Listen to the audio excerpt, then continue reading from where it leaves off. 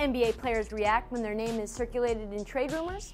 They say they don't look on Twitter, but is that true? Alex Kennedy is here to provide some perspective. Alex, this Jimmy Butler trade request has turned into quite a saga. How are players, from what you're hearing, reacting in the Miami locker room?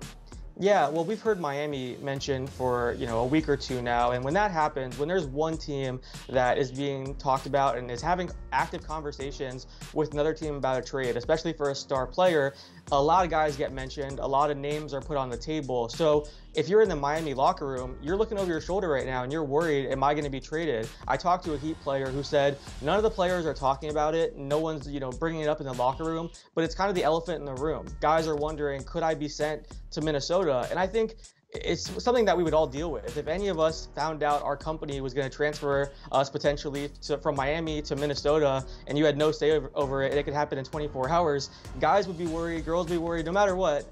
There would be fear, there'd be anxiety. You'd want to know what's happening. So I think right now, this situation is interesting. It's not a trade that, happened over a 24-hour period of negotiations. This has been a drawn-out saga, as you mentioned. It's been something that we keep hearing updates about. We keep hearing new names. So we've heard there's a third team involved potentially, which makes even more guys nervous because it means a bigger deal.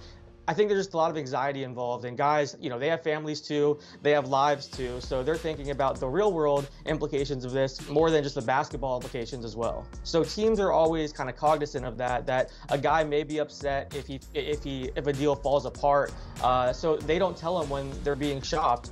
Some GMs are more honest than others. Some of them do, tell guys or hint to guys that something could be happening, and I think that's what guys want at the end of the day, rather than to be blindsided by a move. Okay, is this Jimmy Butler Miami trade dead? It's a great question. I think at this point, Miami's very frustrated because they thought they were very close to a deal. Apparently, they were willing to give up Josh Richardson, and then Minnesota asked for more. So I think Miami feels like we've done everything we can to make this deal happen, and Minnesota just doesn't want to trade the guy. There's no package that will make them happy, which is why they're asking for the world. So I think a deal still could happen, but we need to see Minnesota lower that asking price a little bit, and then Miami may be willing to meet it. All right, thanks, Alex. Always insightful. And thank you for watching Sports Pulse, your heartbeat to what's trending in sports.